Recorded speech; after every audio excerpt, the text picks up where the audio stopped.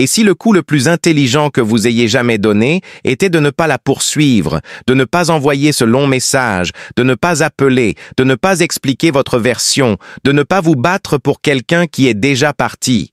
Parce que lorsqu'elle est partie, elle s'attendait à une réponse, une réaction, un effondrement. Elle s'attendait à se sentir puissante en vous voyant vous désagréger, sachant que vous étiez toujours émotionnellement investi. Mais vous ne lui avez rien donné de tout cela. Pas de supplication, pas de détresse.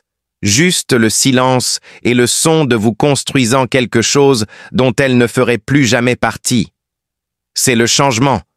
C'est le coup de maître. Elle pensait briser votre rythme. Au lieu de cela, elle a déclenché votre renaissance. Pendant qu'elle guettait la faiblesse, vous étiez en coulisses à remettre votre vie en ordre. Vous avez arrêté de parler de votre douleur et avez commencé à la traduire en progrès. Vous n'avez pas poursuivi car les hommes de grande valeur ne poursuivent pas. Ils choisissent, ils construisent, ils deviennent. Vous êtes parti non par fierté, mais par principe. Car une fois qu'un homme comprend sa valeur, poursuivre quoi que ce soit ou qui que ce soit qui ne le choisit pas en retour devient une offense à son âme. Vous avez regardé l'espace vide où elle se tenait auparavant et vous avez réalisé que cet espace n'était pas une perte. C'était une pièce pour construire, pour grandir, pour évoluer vers une version de vous-même qui n'a plus besoin d'expliquer quoi que ce soit à personne. Le stoïcisme vous a appris à maîtriser vos émotions. La psychologie sombre vous a appris que le silence, lorsqu'il est associé à l'élévation, est plus obsédant que toute excuse ou confession. Et maintenant, elle regarde, peut-être en silence, peut-être publiquement, mais elle le voit. L'homme qui aurait autrefois tout fait pour la garder a disparu. Et qu'est-ce qui l'a remplacé? Un homme avec une direction, avec de la discipline, avec une présence si forte que son absence semble être une note de bas de page.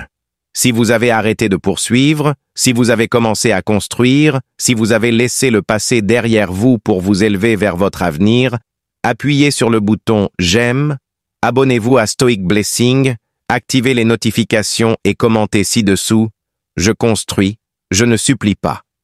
Maintenant, commençons. Les 10 coups de maître Tacite qui lui font regretter son départ. Numéro 1. Vous avez refusé de supplier pour une conclusion. Elle s'attendait à ce que vous ayez besoin de réponses.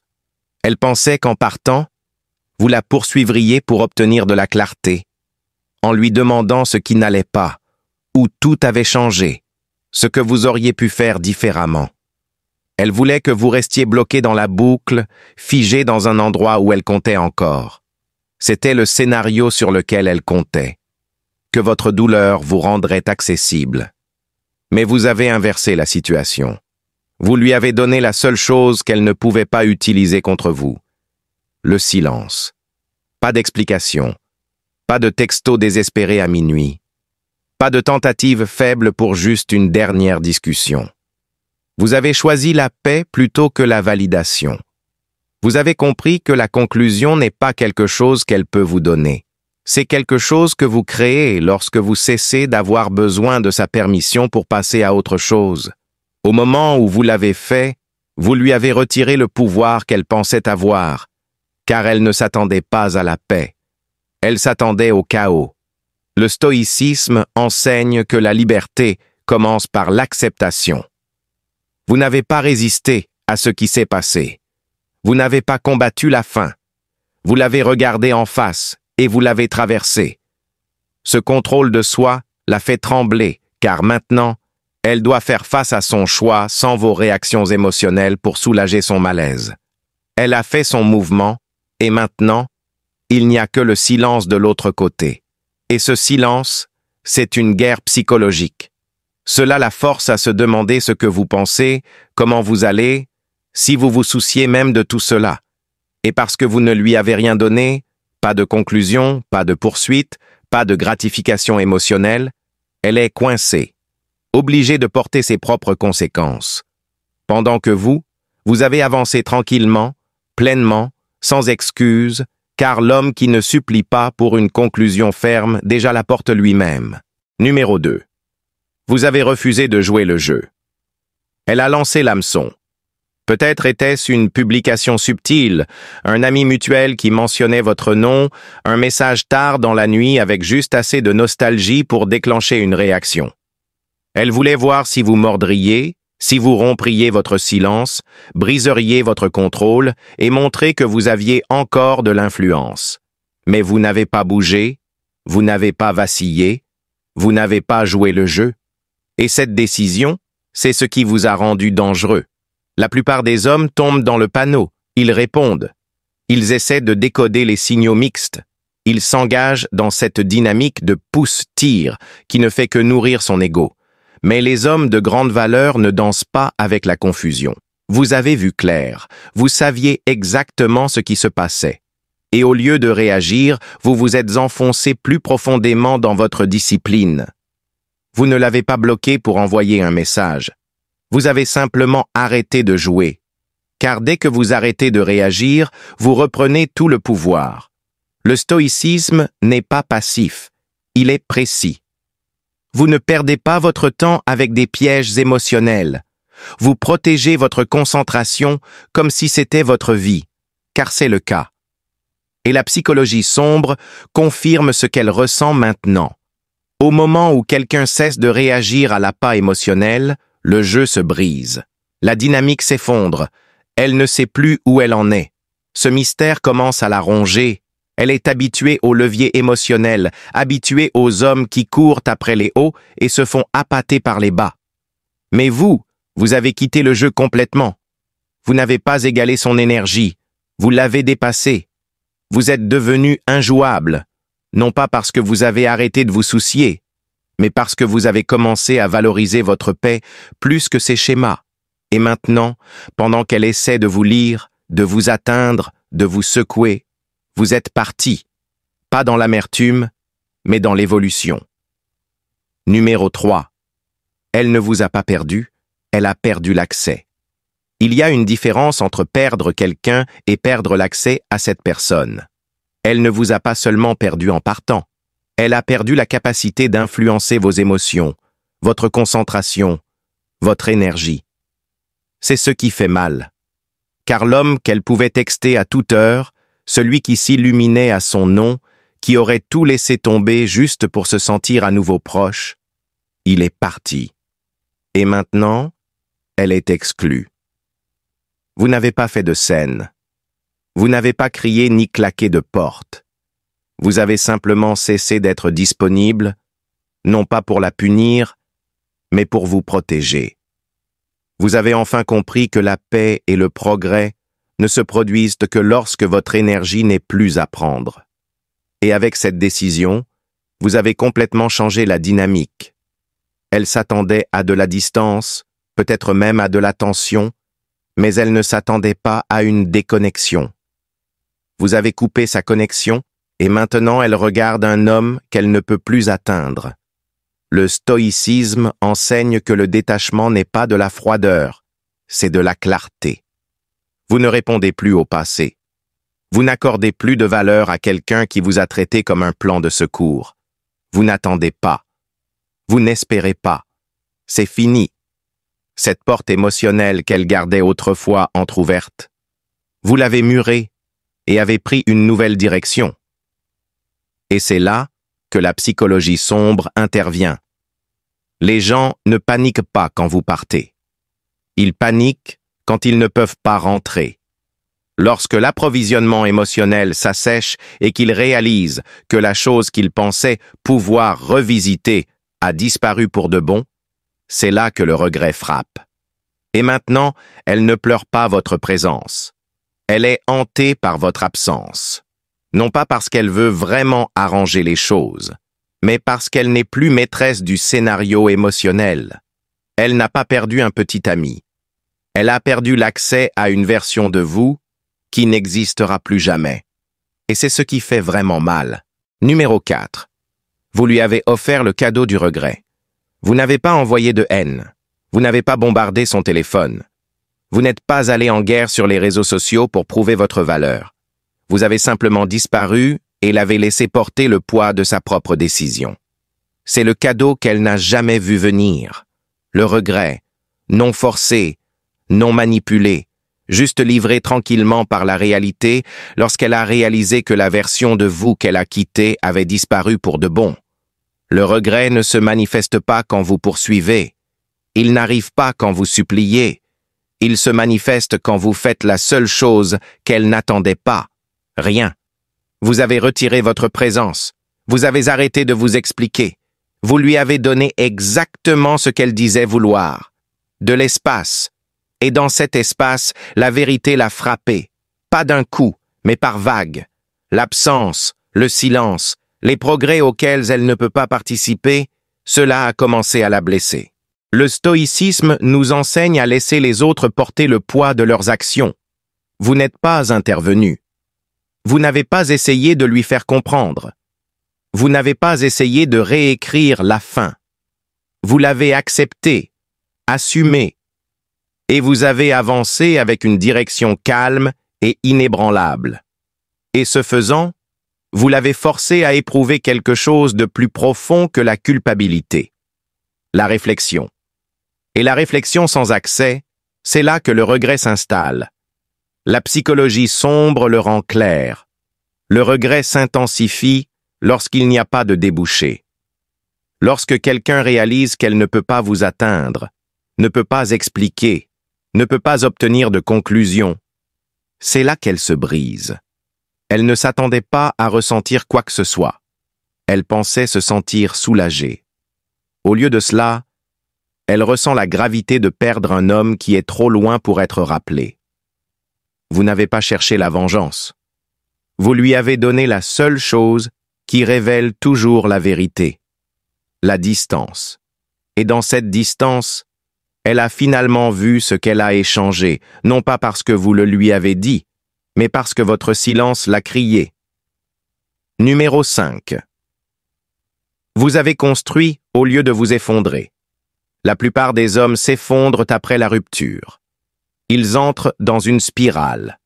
Ils perdent leur concentration, cherchent des distractions, anesthésient la douleur avec des femmes, de l'alcool ou des gestes dictés par l'ego. C'est ce qu'elle attendait de vous. Une sorte d'effondrement qu'elle pourrait observer à distance pour confirmer son choix. Mais au lieu de cela, vous avez construit. Pendant qu'elle supposait que vous alliez vous effondrer, vous vous êtes tu. Vous vous êtes mis au travail et avez commencé à accumuler des victoires, brique par brique. Vous avez pris la douleur et l'avez transformée en structure. Vous avez transformé l'émotion en mouvement. Pendant qu'elle guettait les signes de faiblesse, vous alliez à la salle de sport, nettoyiez vos habitudes, construisiez votre esprit et renforciez votre objectif. Et vous n'en avez pas parlé. Vous n'avez pas supplié pour être reconnu. Vous avez laissé la transformation parler en silence, car la vraie croissance ne crie pas, elle se manifeste. Le stoïcisme vous a donné le cadre.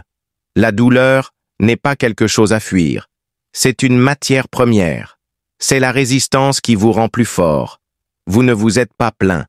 Vous ne vous êtes pas effondré. Vous êtes allé à la guerre contre vous-même et vous êtes revenu plus vif, plus calme et plus ancré. C'est le genre de progrès qu'elle n'a jamais vu venir, car ce n'était pas pour elle. C'était pour l'homme que vous saviez pouvoir devenir. Et la psychologie sombre confirme cette vérité. Rien ne dérange autant quelqu'un que de vous voir prospérer sans lui. Quand on s'attend à ce que vous vous brisiez et qu'on vous voit, au lieu de cela, vous reconstruire en quelque chose de mieux sans vous contacter, sans regarder en arrière, cela déclenche le plus profond inconfort, non pas parce que vous l'avez étalé, mais parce qu'ils n'en font plus partie. Elle pensait que vous seriez coincé dans les décombres. Au lieu de cela, vous êtes devenu l'architecte de votre propre évolution. Vous n'avez pas seulement survécu à son départ, vous l'avez utilisé comme fondation pour une vie dont elle n'a plus les qualifications. Ce n'est pas de la vengeance, c'est du pouvoir. Numéro 6. Vous êtes devenu émotionnellement indisponible par choix. Elle avait autrefois un accès émotionnel à vous.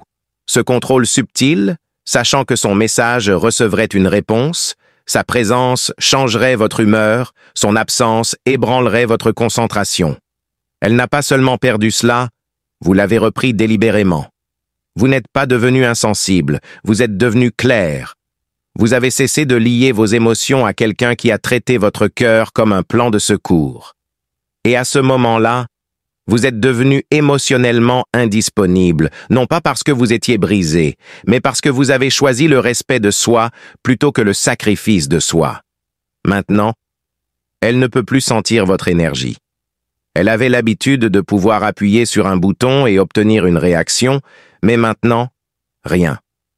Pas de poursuite, pas de fissure, juste un contrôle silencieux. Ce genre de calme n'est pas passif. Il est dominant. Car le coup le plus puissant qu'un homme puisse donner est de retirer sa disponibilité émotionnelle aux personnes qui ne l'ont valorisé que lorsqu'elle leur convenait. Le stoïcisme enseigne la souveraineté émotionnelle. Vous possédez vos réactions. Vous ne les distribuez pas. Et lorsque vous avez effectué ce changement interne de l'attachement à la clarté, vous avez coupé la laisse invisible qu'elle avait sur vous. Elle ne l'a peut-être pas dit, mais elle l'a ressenti. Cette soudaine baisse de chaleur, ce changement de présence. Et maintenant, elle n'est pas sûre de sa position, car vous n'orbitez plus autour d'elle. La psychologie sombre sait ce que cela déclenche. La panique lorsque l'approvisionnement émotionnel est coupé et remplacé par l'indifférence. Les gens commencent à tendre la main, à tester, à contacter juste pour voir s'ils comptent toujours. Mais vous ne mordez pas car vous avez recalibré votre énergie. Elle ne coule plus vers le chaos, elle coule vers le progrès, vers la paix, vers le but. Vous n'avez pas arrêté de ressentir, vous avez arrêté de fuir. Et en faisant cela, vous êtes devenu intouchable, non pas d'une manière froide et amère, mais d'une manière disciplinée, calculée et de grande valeur. Maintenant, vos émotions vous appartiennent ainsi qu'à une femme qui veut à nouveau les atteindre. Elle ne détient plus la clé. Numéro 7. Vous vous êtes concentré sur la valeur, pas sur la validation. Elle avait l'habitude d'être votre source de validation. Votre valeur filtrée par son approbation, votre énergie liée à sa réponse, si elle répondait, si elle se souciait. Et pendant un certain temps, vous n'avez même pas réalisé à quel point votre identité était liée à sa présence. Mais dès qu'elle est partie et que vous ne l'avez pas poursuivie, vous avez complètement inversé la dynamique. Vous avez cessé de rechercher la validation et avez commencé à construire la valeur. Vous avez cessé de demander « Voit-elle ma valeur ?» et avez commencé à répondre « Moi, oui ». Vous êtes passé de l'effort pour être choisi à vous choisir vous-même. Vous n'aviez plus besoin de son attention pour vous sentir ancré. Vous n'aviez plus besoin de son intérêt pour vous sentir confiant. Tout ce que vous recherchiez en elle, vous l'avez obtenu en vous-même. Et c'est le moment où vous avez cessé d'être prévisible et avez commencé à être puissant. Le stoïcisme exige que votre valeur ne soit pas conditionnelle. Elle ne monte ni ne descend en fonction du comportement de quelqu'un d'autre. Vous êtes soit en alignement, soit pas. Et la vérité est que la poursuivre son attention vous tirait hors de l'alignement. Vous avez donc réorienté votre concentration sur vos habitudes, sur votre métier, sur votre croissance. Et ce faisant, vous êtes devenu un homme dont la valeur est évidente, non expliquée. La psychologie sombre pointe le résultat. Lorsqu'une personne perd le pouvoir de vous valider, elle perd son influence sur vous. C'est là que les choses changent. Elle voit votre calme, votre silence, votre amélioration, mais ce n'est pas conçu pour elle. Et cela tue sa curiosité car les gens ne convoitent pas ce qu'ils ont, ils convoitent ce qu'ils ne contrôlent pas. Vous n'avez pas construit votre valeur pour attirer l'attention. Vous l'avez construite pour remplacer la version de vous-même qui pensait devoir prouver quelque chose. Et maintenant que vous l'avez fait, vous n'avez pas besoin d'être vu. Vous êtes la norme, avec ou sans public. Numéro 8. Vous avez reconstruit une vie qui ne vous inclut pas.